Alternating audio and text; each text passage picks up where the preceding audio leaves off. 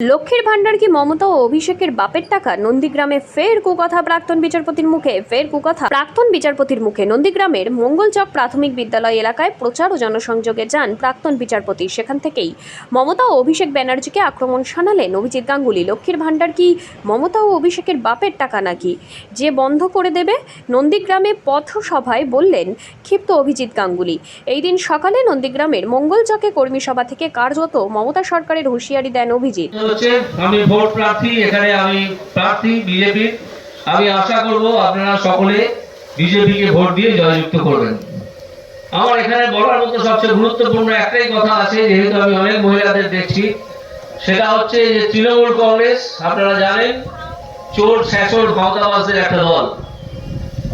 তাদের এখন তারা চাকরি চুরি করেছে, খাদ্য চুরি করেছে, সব চুরি করেছে, সন্দেশখালী করেছে। আপনারা জানেন সন্দেশখালীতে কি পরিমাণ অত্যাচার, মহিলাদের শ্লীলতাহানি, তাদেরকে যা যা করা যায় সব করেছে শাহজাহান বলে একটি লোক। এবং মমতা ব্যানার্জি সেই শাহজাহানকে এখনো পর্যন্ত সমর্থন করছেন। আপনারা জানেন তো সন্দেশখালীর ঘটনা, আপনারা জানেন তো। এইবার তাদের কিছু প্রচার করার নেই, বলার নেই, মানুষের সামনে কিছু বলার মুখ নেই, তাও তারা বলতে আসছে একটা কথা খুব গুরুত্বপূর্ণ, জেনে রাখুন। তারা বলছে যে মমতা ব্যানার্জি যদি না যেতে পারে, মমতার দল যদি হেরে যায়, তাহলে লক্ষ্মীর ভান্ডার নাকি বন্ধ হয়ে যাবে। এটা আপনারা জেনে রাখুন, সর্বৈব মিথ্যে কথা, এটা সম্পূর্ণ মিথ্যে কথা। এই মমতাবাজিতে আপনারা বিশ্বাস করবেন না। দেওয়া হয় সেটা মমতা ব্যানার্জির বাপের টাকা নয়, সেটা আসে পশ্চিমবঙ্গ সরকারের কোষাগার থেকে। সেই টাকা মমতা ব্যানার্জির ভাইপোর বাপের টাকা নয়, সেটাও আসে পশ্চিমবঙ্গ সরকারের কোষাগার থেকে। পশ্চিমবঙ্গ সরকার থেকে যে টাকা আসে কোষাগার থেকে, এই 1000 টাকা বা 1200 টাকা, সেই টাকাটা আপনারা জেনে রাখবেন অত্যন্ত কম। সারা ভারতবর্ষে যেখানে যেখানে এই স্কিমটা চালু আছে, সরাসরি মানুষের হাতে টাকা পৌঁছে দেওয়ার স্কিম, সেখানে আসামে পায় 3000 টাকা, উত্তরপ্রদেশে এবং রাজস্থানে পায় 3500 টাকা। আমাদের নেতা শুভেন্দু অধিকারী এবং সুকান্ত মজুমদার এর মধ্যে ঘোষণা করেছেন, আমিও সে তারই প্রতিধ্বনি করে বলছি যে আমরা ক্ষমতায় আসব পশ্চিমবঙ্গে। এই ভোটটা তো পশ্চিমবঙ্গে আসার ভোট নয়, এই ভোটটা হচ্ছে কেন্দ্রীয় সরকারের ভোট। কিন্তু আমাদের ধারণা আমরা এখানে ডিসেম্বর মাসের মধ্যে ক্ষমতায় আসবো। যদি তা নাও আসি তাহলে 2026-এ তো আসবোই। কে আটকাবে? তৃণমূল তো উধাও হয়ে যাবে। আমরা এলে এইখানে চালু করব অন্নপূর্ণার ভান্ডার। সেখান থেকে প্রতিটা মহিলা যারা এই টাকা পান, যারা ভবিষ্যতে পাবেন, তাদের জন্য 3000 টাকা ন্যূনতম দেওয়া হবে।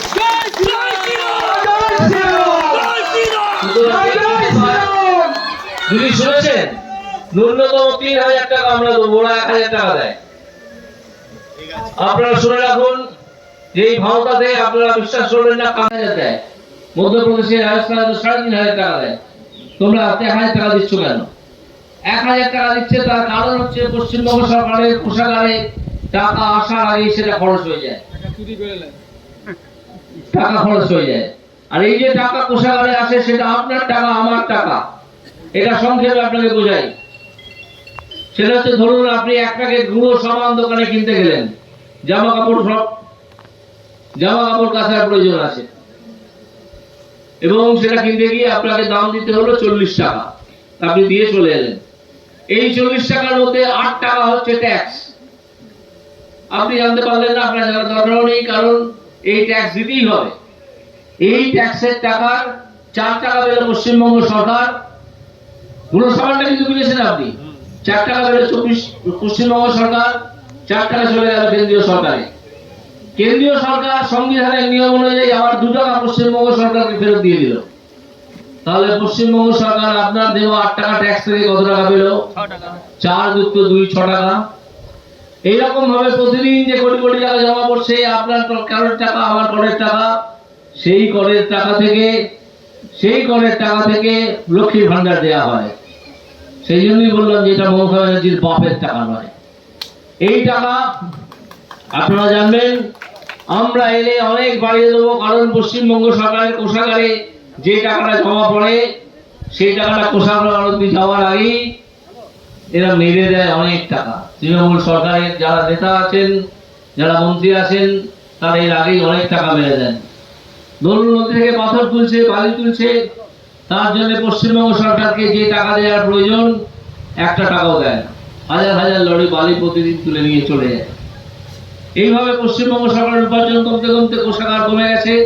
কোন ক্রমে লক্ষ্মীর ভান্ডারের টাকাটা দিচ্ছে, কিছুদিন পরে সেটাও দিতে পারবে না। আপনারা দেখে রাখবেন, দিতে একমাত্র আমরা পারবো, কারণ আমরা চুরি করি না। আপনার কি খুব কথা বলার দরকার আছে এখন? এই আপনাকে বলছি, তাহলে একটু চুপ করুন।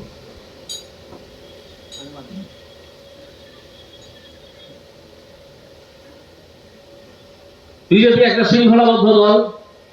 বিজেপির কেউ এই টাকা চুরি করবে না, চুরি করতে পারবেও না। কারণ বিজেপি একটা শৃঙ্খলাবদ্ধ দল হিসেবে প্রতিটা বিষয়ে তাদের নেতারা নজর রাখেন এবং কর্মীরা অত্যন্ত সৎ। যদি কেউ অসৎ থাকে এবং অসততা করেন, তাকে বাইরে বার করে দিতে বেশি সময় লাগে না, এটা জেনে রাখুন। চাকরির ব্যাপারে তো জানেন আপনার, চাকরি চুরি হয়ে গেছে। এই তৃণমূল সরকারি চাকরি চুরি করেছে।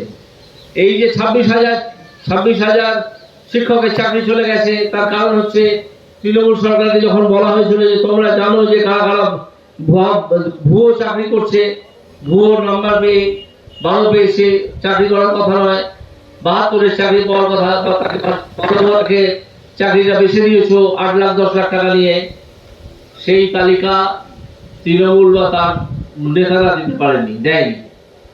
আজকে বলছে সুপ্রিম কোর্টে নাকি জমা দেবে। আজকে সুপ্রিম কোর্টে মামলা আছে, দেয় কিনা দেখি, আমরা অপেক্ষা করবো। সেই তালিকা দেয়নি বলে, সেই তালিকা দেয়নি বলে কোর্টের কাছে আর কোনো উপায় ছিল না বাতিল করা ছাড়া। এই পরীক্ষা বাতিল করতে বাধ্য হয়েছে কোর্ট। এবং কেন হয়েছে? কারণ তৃণমূল সরকার সম্পূর্ণ তথ্য কোর্টকে দেয়নি। এখন বলছে যে হ্যাঁ এটা দেওয়া যাবে। এটা যদি এখন দেওয়া যায়, তাহলে আজ থেকে 2 মাস আগে দেওয়া গেল না কেন? কারণ যারা চুরি করে চাকরি পেয়েছে তারা তো টাকা ফেরত চাইবে। তারা 8 লাখ 10 লাখ টাকা করে দিয়ে চাকরি পেয়েছে। যে দালালদের মাধ্যমে টাকা গেছে, তাদেরকে গাছে বেঁধে পিটিয়ে পেটাবে মানুষ। এই ভয়তে তৃণমূল সরকার ওই চোরদের বাঁচাতে চায়, দালালদের বাঁচাতে চায়। সেই জন্য এই গন্ডগোলটা সৃষ্টি করেছে, যাতে 36,000 মানুষের চাকরি চলে যায়। আমাদের নেতা নরেন্দ্র মোদীজি বলেছেন যে আমরা চেষ্টা করব, আমরা পদক্ষেপ নেব যে যাতে 36,000 চাকরি না যায়। যারা যোগ্য প্রার্থী তাদের পাশে আমরা আছি। যোগ্য প্রার্থীরা ভয় পাবেন না, তাদের পাশে বিজেপি দাঁড়িয়েছে। বিজেপি সেই জন্য একটা আইনজীবীদের নিয়ে আমরা দেখবো কতগুলো কি করা যায়। তো আপাতত এইটুকু থাকুক। আমার একটা খুব জরুরি কাজ পড়ে গেছে, ওগুলোকে দৌড়তে হচ্ছে। দেখাচ্ছে যে যাবে তার নাম কেটে দেওয়া। কে কোথায় যাবে? মানে ধরো তৃণমূলে যাচ্ছে, বিজেপিতে যাচ্ছে, বলে নাম কেটে দেওয়া হবে। কি থেকে নাম কেটে দেওয়া হবে? কি থেকে? টিএমসিতে ধরো আছে, বিজেপি যাচ্ছে, বলে নাম কেটে দেওয়া। তাদেরকে এইটুকু করে নামটা কেটে দেওয়া হবে। কোথা থেকে নাম কেটে দেওয়া হবে? এই লক্ষ্মী ভান্ডার থেকে ভয় দেখাচ্ছে। এইসব ভাওতায় বিশ্বাস করবেন না, এইসব ভাওতায় বিশ্বাস করবেন না। আমরা আছি, যদি নাম কেটে দেয় আমাদেরকে নেতাদের জানাবেন, আমরা বুঝে নেবো ব্যাপারটা। সুতরাং আপনারা ভয় পাবেন না। আপনারা একটু জেনে যান, এইসব ভাওতাবাজি ছাড়া আর কিছু দেওয়ার নেই। ভাওতাবাজি দিয়ে কিছু ভোট পেতে চাইছে। আপনারা আমার প্রণাম গ্রহণ করুন। আমি এখন এখান থেকে চললাম, বিকেলে আমার এখানে প্রোগ্রাম আছে কোথাও, আমি হয়তো আসবো।